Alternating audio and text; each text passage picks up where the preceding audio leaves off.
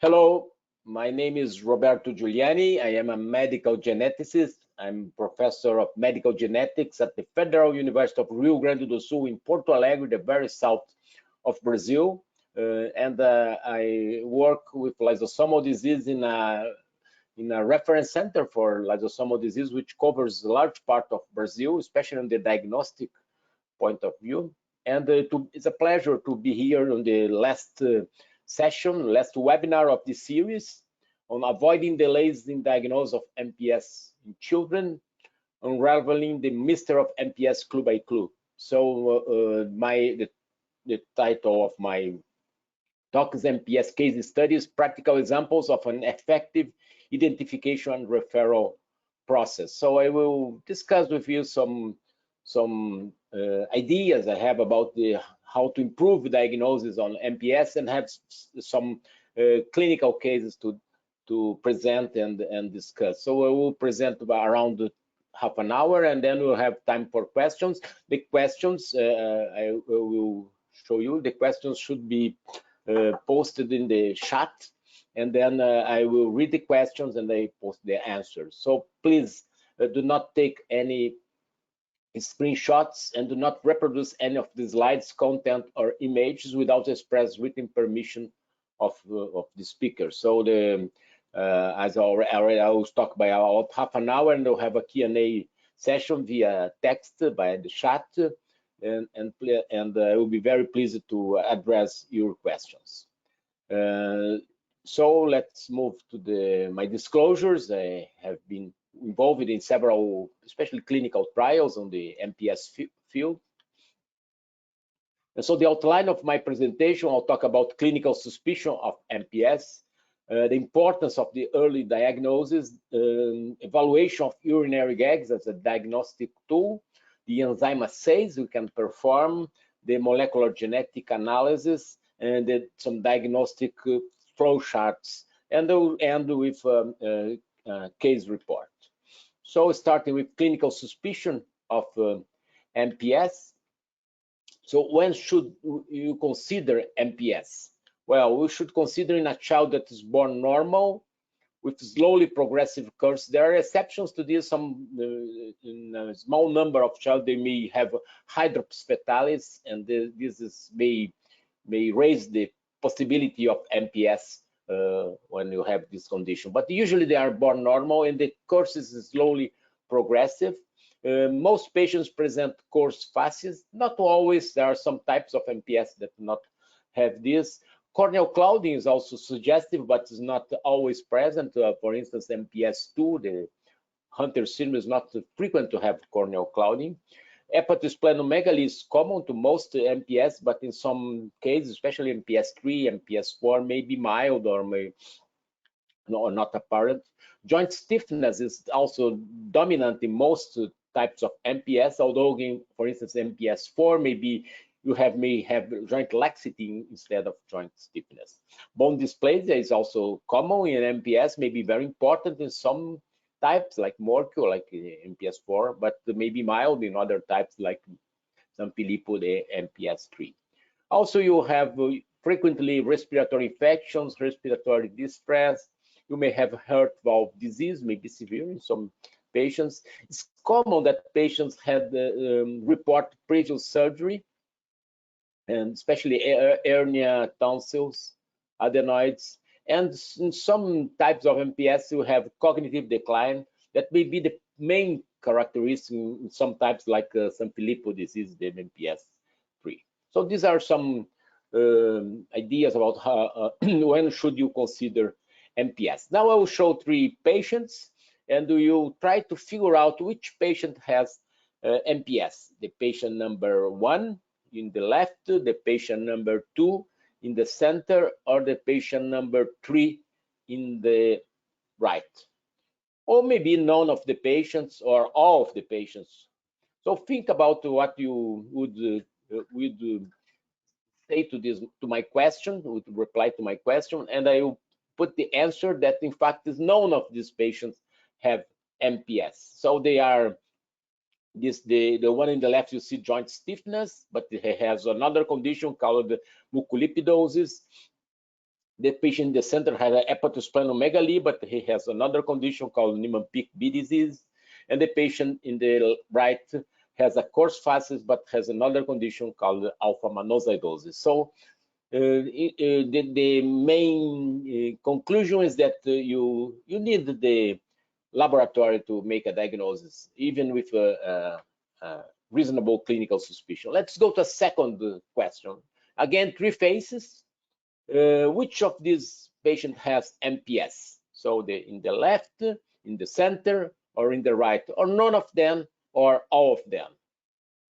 So think about what you would reply to my question, and I will say the correct answer, that is all of these patients. So all these patients have MPS. They have different types of MPS, but all of them have MPS. So my first take-home message to you is that clinical suspicion is important, but you need the lab to make a diagnosis of MPS. So let's move now to talking about the importance of early diagnosis. And my question, is that easy to suspect MPS? For sure, it will be easy on this 11-year-old patient, but the same patient at 6 years of age, it's not that clear that he has MPS. And if you evaluate the patient at 2 years of age, you say this is a normal child. So depending on when in the progress of the patient you see, this is how easy may be to suspect MPS. But usually you see young, and it's important to diagnose young, and at this point it's not that easy to suspect MPS. But early diagnosis is important. I will show just one example from this paper published in the literature on a couple of 2 SIBs. One sister diagnosed at 3 years and a half, and her younger brother diagnosed at 8 weeks of life. And you see this. So they were evaluated at 3 years and a half. The older SIB, the girl, when she was just diagnosed, and the boy 3 years and a half after having enzyme replacement therapy. And you see the faces of the two completely different. You see the coarse faces on the left on the girl, and do not see this in the boy. But when you look at the spine, let's see the spine of the girl in the left. You see the scoliosis very marked, and the boy is quite good shape, this spine. And you see the photos, the same thing. So the difference, they have the same genotype, the same enzyme deficiency, but the difference is that the girl wasn't treated until 3 years and a half, and the boy was treated almost since birth. So early treatment really makes a difference. So my second take-home message is efforts should be made to diagnose the MPS patient early in life. How to diagnose? Let's see the evaluation of the urinary gags, and if MPS is suspected, request a urinary gag assay. This is very important and very informative. And I show in this picture, I will take my laser pointer here. So you see these orange dots are patients with MPS, and you see that they are all above the upper normal level, which is this green line here. And but one important thing that you also see is that there is a decreasing trend with age. So it's very important to have age-related reference values, and also I would say to avoid diluted urine specimens that may lead to misleading results, and avoid also qualitative screening tests like this, the Toledo blue spot test or the CMA turbidity test. They can provide false positives. That's not a major problem because we will make some tests to clarify them, but can give false negatives, and this is a problem because we would miss this patient. So age this, do the quantitative measurement of urinary gags, and always use age-related reference values. I have another question to you. When increased gag levels are found in urine, 5 options. These results confirms that the patient has MPS. Second, MPS suspicion becomes stronger, but a confirmation is still needed. Third, the information is almost useless due to the high proportion of false positives and false negatives. 4, none of both. 5, all of the above. So think 10 seconds on these 5 options, and I will show the answer. So the answer is that MPS suspicion becomes stronger, but a confirmation is still needed. So the gags are screening. It's a screening test for mucopolysaccharidosis, the urinary gags. You should move ahead, but it's not useless. It's important because almost all patients with MPS have increased urinary gags, but it's not confirmatory. You need to move ahead. So this second. Be aware that some factors could interfere with measurements of urinary gags, some drugs, proteinuria, and contamination. So it's very important that the urine is transported and refrigerated, and this may be a challenge, especially for developing countries, to have a refrigerated sample of urine being shipped to the laboratory. Also, you may have some false positives. And there are some diseases that have also increased urinary gags, as mucolipidosis, as multiple sulfatase deficiency, as glycoproteinosis. So it's not specific for MPS. And there are also some false negatives that you may have with this test. Gag excretion decreased with age. So when you have a patient that is older, you maybe have a normal or near normal result. Also, some types of MPS may have normal or near normal results, like MPS 3 and MPS 4. And also some attenuated types may have this. So always be careful with this. And also with very diluted urine, especially. And also there is a variation of excretion of urinary gags along the day. So if you have a normal result in a patient that you suspect a very strong suspicion, maybe you can repeat in another sample to have a second result. So my third take-home message is increased total urinary gags suggests MPS, but does not provide a diagnosis. And the normal levels of total urinary gags do not completely rule out the disease in a patient with a strong clinical suspicion of MPS. But they are very suggestive of MPS. And then we have a patient with increased urinary gags, and now we can try to define one of the main phenotypes. One phenotype is what I call the visceral and skeletal phenotype, may have CNS involvement. And this occurs in MPS 1, MPS 2, MPS 6, and MPS 7. The second one is a mainly neurodegenerative phenotype, and this occurs in MPS 3, one of the 4 subtypes of MPS 3, A, B, C, or D.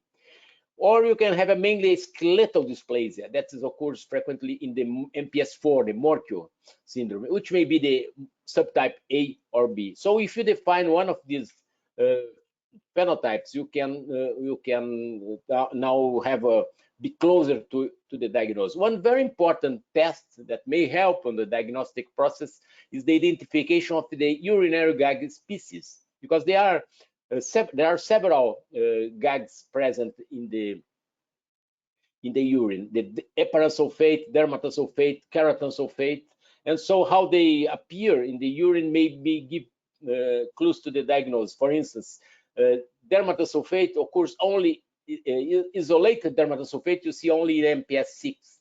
Isolated heparan sulfate you see only in MPS 3A, 3B, 3C, or 3D. Isolated keratan sulfate you see only in MPS 4, for A or for B. And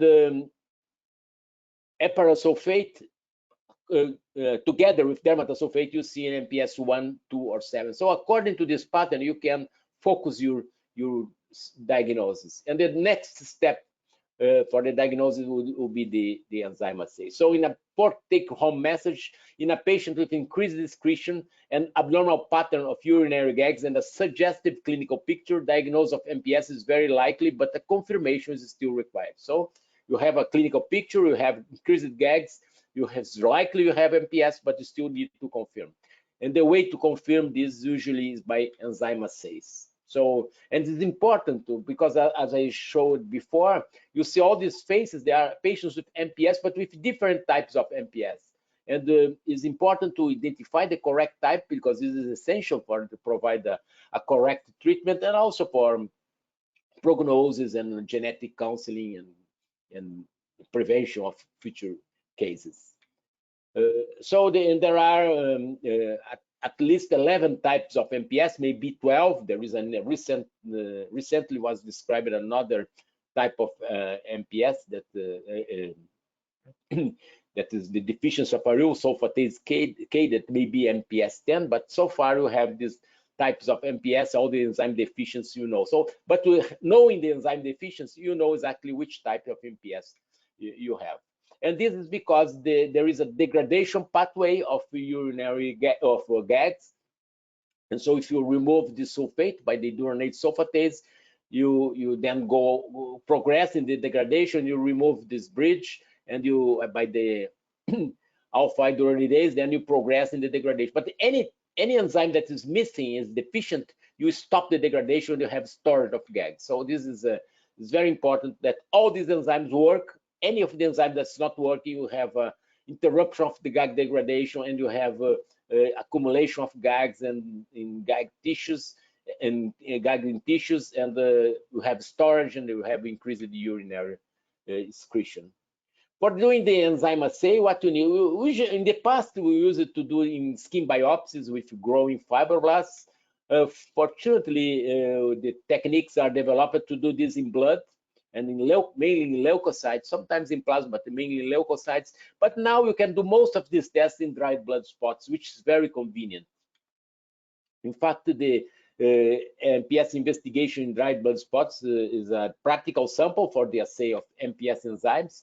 It's of interest to countries with some difficult to assess areas, as we have here in Brazil, where regular sampling and mail are limited. And also DBS is easy to ship across countries, and this may be needed in sometimes. But assays in DBS are still taken as a screening, so patients which show positive results in DBS should be confirmed by additional biochemical or genetic analysis, maybe enzyme assays in leukocytes, or maybe a gene analysis in the DBS. To assay the enzyme activity, the most common is to use artificial substrate with this portion that's not fluorescent when the substrate is integral, but when you have when you break the bridge, you with the enzyme you have a fluorescence that you can measure. So you take the artificial substrate, you incubate with your sample where you have the enzyme you are testing, and if the enzyme is present, you have the fluorescent part is released, and you go to the fluorescent fluorimeter, and you measure the fluorescence, and you see that the controls have high fluorescence, and patients will have very low, maybe zero fluorescence. So this is a practical way to measure the enzyme. So you can change the artificial substrate, and then you change the type of enzyme you are measuring. It's really very convenient. I have to say that the MPS are usually heterogeneous. So even if you have one type of MPS, MPS 2, MPS 1, there is a spectrum of severity. So in the case of MPS 2, you have the more severe end, with we call the neuronopathic MPS 2, and you have also the more attenuated end, the non-neuronopathic, and some cases that fall in between. But usually there is a line that is the cognitive decline that differentiates the non-neuronopathic and the neuronopathic, the more severe and the more attenuated. But however, all patients have very low enzyme activity. So enzyme activity is not a way to differentiate between the severe and attenuated phenotypes. So the fifth take-home message: all MPS patients have very low enzyme activity, irrespective of having the severe or attenuated forms. If low activity of a sulfatase is detected, some of the MPS enzymes are sulfatases. So we need to measure another sulfatase, because there is a different condition called multiple sulfatase deficiency that is not an MPS, but we have deficiency of sulfatases, and but you have deficiency of all sulfatases, and this is a different disease. So when you have a sulfatase, like in MPS2, is a duronate sulfatase deficiency. If you have a deficiency of a duronate sulfatase, please measure another sulfatase to see if it is not the multiple sulfatase deficiency. It's very important. The fact is that when you measure the enzyme, you see very high levels in the controls, and you see very low levels in the patient. So there is no any problem in differentiating these groups. But in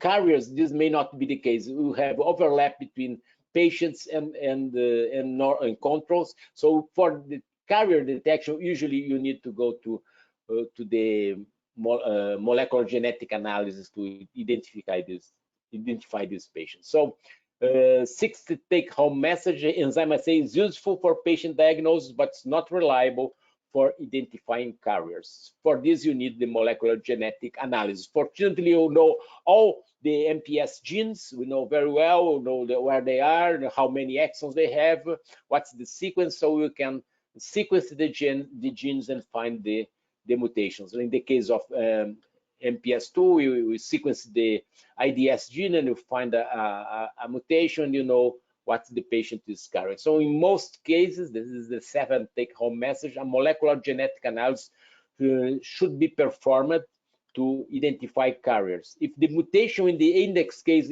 is known, the lab should be informed to perform mutation-targeted genetic investigation, saving time and cost. So if you have in a family a case with that you already know the mutation, you can say this to the lab, and the lab will make a test for that specific mutation.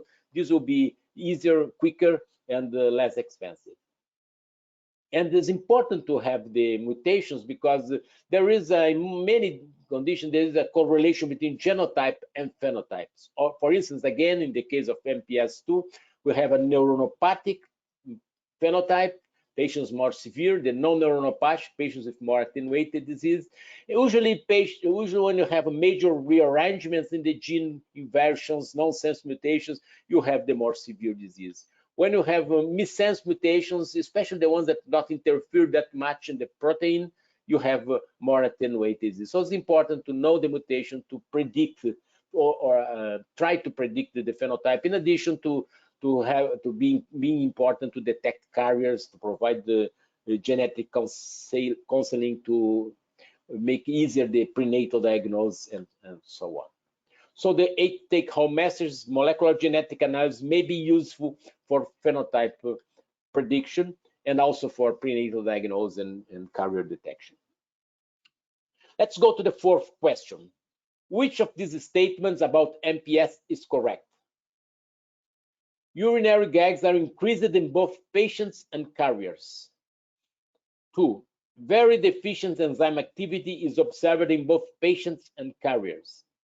3. Genetic analysis allows for the identification of carriers. 4. MPS diagnosis is only possible by genetic analysis. 5. The only way to identify carriers is by genetic analysis. Oh, I will give you some time. I already showed the correct answer, but let's discuss. So the correct is 3. Genetic analysis allows for the identification of carriers. Why 1 is not correct? Because urinary gags are not increased in carriers, only in patients. Also, the second one is not correct because very deficient enzyme activity is observed only in patients, not in carriers. Carriers usually have some degree of enzyme activity, although it may be below the normal level, but may be usually is not very deficient enzyme activity. 4 is not common because MPS diagnosis is possible by biochemical assay, by enzyme assay, not only by genetic analysis.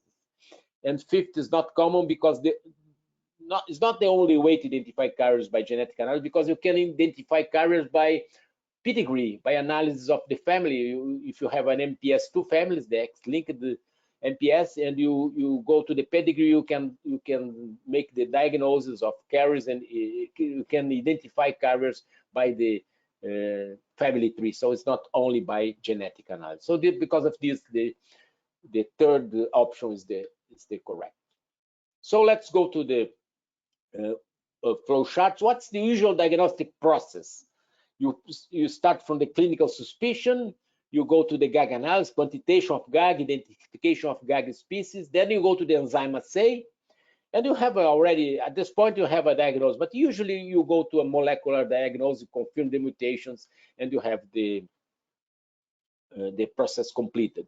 What is becoming more and more common now is you have a clinical suspicion, and then you go to the molecular analysis. So you do the targeted mutation detection or gene sequencing or some gene panels or even whole exome. And this, so the molecular genetic analysis is becoming more and more the second step.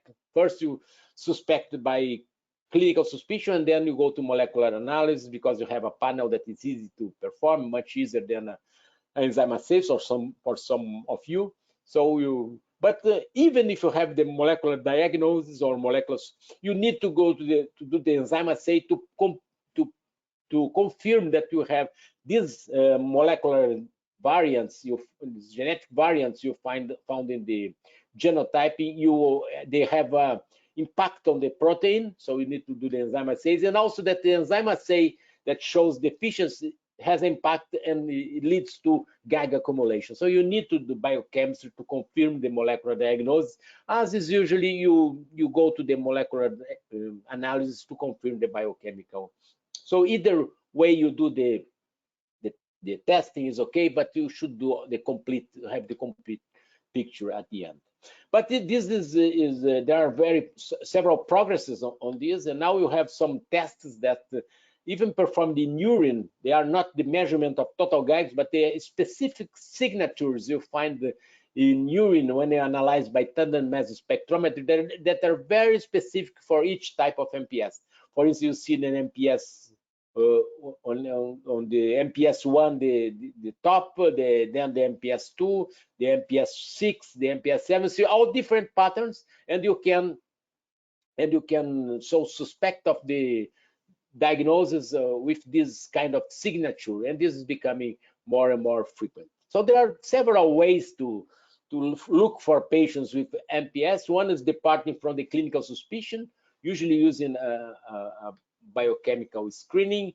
We can also screen high-risk groups like patients with short stature, patients with joint restrictions, and then you use biomarkers like GAGs or gene panels to screen on these patients, and you have more patients detected. But you will see not all patients will be detected. You miss some patients in the population. To detect all patients in the population, you need to do mass screening, and this may be newborn screening may be the way to approach this. Maybe starting from biochemical approach or for genetic approach. So this is already in the US is already recommended, the MPS 1, the MPS screening for MPS 1, and now is also for MPS 2, and this I think will become standard, and not only for the US but for the many countries in the world in the coming years.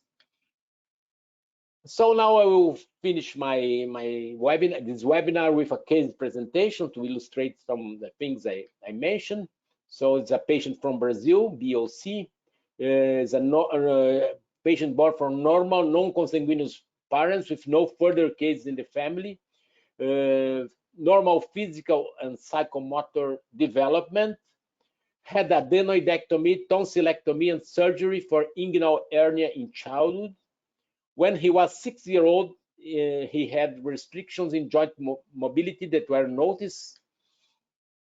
He performed an echocardiography at the age of 7 years, showed the mild thickening of mitral and aortic valves with no systemic repercussion.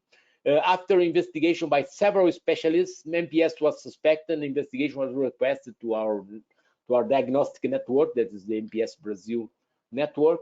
So how it works, the MPS Brazil network? So have a family that has a patient with suspected MPS, then they go to the doctor collects samples and send to the headquarters of the MPS Brazil network located in my city, in my hospital in Porto Alegre. We receive every day many samples from all around the country. We process these samples and we provide the results directly to the doctor, and the doctor provides it to the family. So this we raise money from several sponsors to maintain this program in order to provide these tests at no charge to the family or to the doctor. And usually we start by measuring the urinary gags, and in this patient we found an increased level of urinary gags. We go to look at the species of gags in the urine, and in this patient we found heparin dermatosulfate pointing to MPS 1, MPS 2, or MPS 7. And then we did the enzyme assays, and the enzyme assay for iduronate sulfatase. When you couple the artificial substrate with the patient sample, we had this artificial substrate fluorescent that was measuring the fluorimetry, and you see this patient's very low activity, confirming the diagnosis. Then we went to the genetic analysis of the IDS gene, and we found this mutation in the IDS gene, further confirming the diagnosis. So the laboratory investigation showed the urinary gags increased 495. The upper limit was 106 for his age.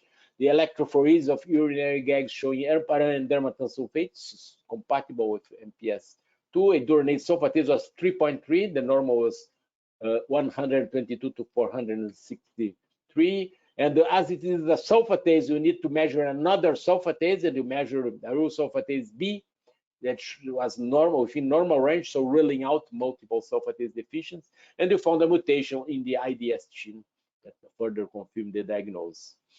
This was a pathogenic mutation already described in MPS 2 patients. We discovered that the mother also carries the mutation, can provide genetic counseling to this family, and also to other members of the family. And you saw this patient was diagnosed very late, 13-year-old, and this is very common, at least in Brazil, but it's common worldwide. And you made a study looking at the history of over 100 MPS patients, and what happens from the birth to the biochemical diagnosis. And you found that the symptoms, they started around in average before 24 months of age, but the diagnosis takes almost 5 years, 4.8 years in average to be reached. So it's a long delay, especially when they have specific therapies available that provide a better prognosis to these patients. So it's very important to shorten this diagnostic journey of MPS. And one thing we observed in this study that most patients, 6, 7 on 113, so they already had performed a surgery like hernia, adenoidectomy, tonsillectomy, ear tubes placement, or other surgeries. And so they were admitted to a hospital, they had a surgery, and nobody suspected of MPS. So it's about 60% of the patients. So this is very important, so to talk about this. So the patient started ERT when he was diagnosed at 13-year-old, and this was certainly good for him because he can improve the respiratory parameters, the sleep pattern, the walking test, the liver volume, the urinary gags, auditory tests as well. There are things that do not change with ERT, so there's still a unmet need.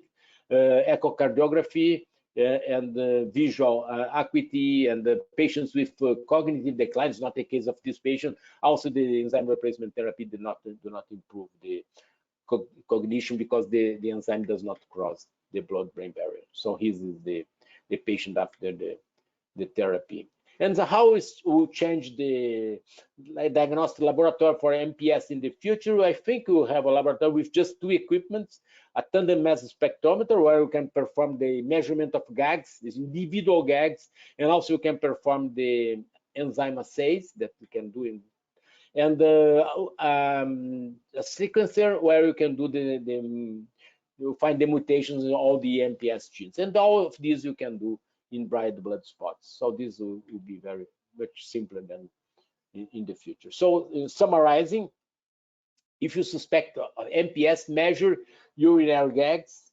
If gags are normal, think on non-MPS lysosomal disease. But if gags are increased, further tests should be performed. Identification of gag species together with clinical and radiological findings could suggest potential diagnosis. Detection of enzyme deficiency is recommended for the diagnosis, and molecular genetic analysis is useful for diagnosis confirmation, carrier identification, and prenatal diagnosis. If molecular genetic analysis is performed before biochemical tests, enzyme assays or urinary gags are still needed to confirm the diagnosis. And the identification of the correct MPS type enables therapeutic decision and correct guidance to the family. So now, thank you very much for your assistance. Now it's time for the question and answers, and I'm open to your question. I will remove my laser pointer, and I will bring this chat, so you can use the chat, and we can have some questions, and I'm open to that. Let's see. Okay, so I have already a question that is clinical suspicion straight to molecular analysis better than traditional route urinary gag and enzyme assays or not? Which one is quicker to start treatment? Well, I would say that both ways of doing the diagnosis are okay, but you should do the complete set of tests. So if you go from clinical suspicion to molecular analysis, we still need to confirm the enzyme deficiency and the storage of gags. If you go to clinical suspicion to storage of gags and the enzyme assays, it's recommended to do the molecular analysis to have the full picture. So I would say that you start treatment when you have the full picture. So I think there is not a shorter or quicker way to do this. It will mainly depend on what you have available, but I would say that the full picture is still important. Maybe in some cases that we cannot have access to all the tests, we may do for instance, if you have a clinical picture, you have increased gags, and you have pathogenic mutations, okay, you can have the diagnosis. If you have the clinical suspicion, urinary gags, and the enzyme deficiency, you also have a confirmation. But then the way they want to be quicker depending on your particularities of each one. Easier access to the molecular genetics or easier access to biochemical testing, depends on the situation. But it's important to have the situation well confirmed to start therapy, especially because therapy is very specific, and you need to know exactly which type of MPS you have. So there is a second question arriving here. Urinary gag screening tests, false positive or negatives, how common are they? Very good question. Depends on the test you use. As I said, you should avoid the qualitative or semi-quantitative tests like these spot tests in urine, like these turbidity tests. You should go to the measurement of urinary gags as a screening test. This is very powerful. I would say that may have some false positives. You can have false negatives if you have diluted urine specimens, or if you have a patient that is older, like the second decade of life, especially if sometimes like MPS 3 or MPS 4, they may have some near normal values. So I would say that when you have a normal result in a patient that you have a strong clinical suspicion, do not give up of your idea of having MPS. Do a second test, or do a more go ahead in the investigation, doing the observation of the GAG species or the enzyme assays or the molecular genetic analysis. So it's possible to have false negatives. They are not common, but it's possible. False positives are more common, but I'm not worried with false positives, because when you progress in the investigation, you clarify them. But always take into consideration the clinical picture and the interpretation of your results. There is another question: what do we have to do when you have a strong clinical suspicion of MPS with positive GAGs and normal enzyme activity? So this is a very good questions. Question we have a suspicion, but you have a suspicion.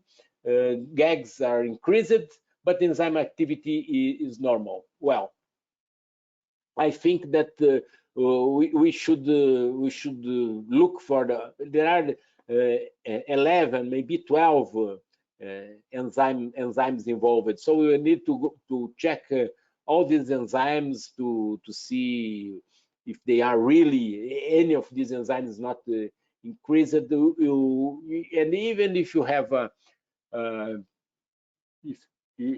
but you can think in some conditions that may have increased GAGs, may have the clinical picture of MPS, increased GAGs, and are not MPS. I would say mucopolysaccharidosis is something that you will not find enzyme deficiency of the GAG breakdown pathway. Also the multiple sulfatase deficiency, but then you can have some enzymes involved. And there are some conditions that may have increased GAGs but are similar to MPS, other lysosomal disease. So you do not give up on the investigation. When you have a clinical picture and urinary GAGs, you should have an explanation, even if it's not an MPS. Wow, more questions. My question is about the geographic distribution of MPS. Is it commoner in any particular races or regions? So this is also a good question. There are some MPSs that, like in Brazil, have a proportionally a high number of MPS 6, the Marothelamy syndrome is about 23% of all our MPS cases. Very, very different than what we have in Europe or in North America. That is this proportion of MPS 6 is very low. But you have in North America, the majority of MPS are MPS 1, which is not the case as it is in Netherlands, that we have more MPS 3. So there is a variation of distribution of MPS from country to country. So some are more common in the south, some are more common in the north. And so you have to this is related to the genetic background of the population, the more prevalent mutations in this area. For instance, in Turkey is very common the MPS 6 and also the MPS 3B, and in Japan is more common the MPS 2. So there is a difference from region to region, and you should consider this. But in the set of MPS, there is a reasonably homogeneous incidence of around 1 to 25,000 individuals is the average, for all the MPS as a whole.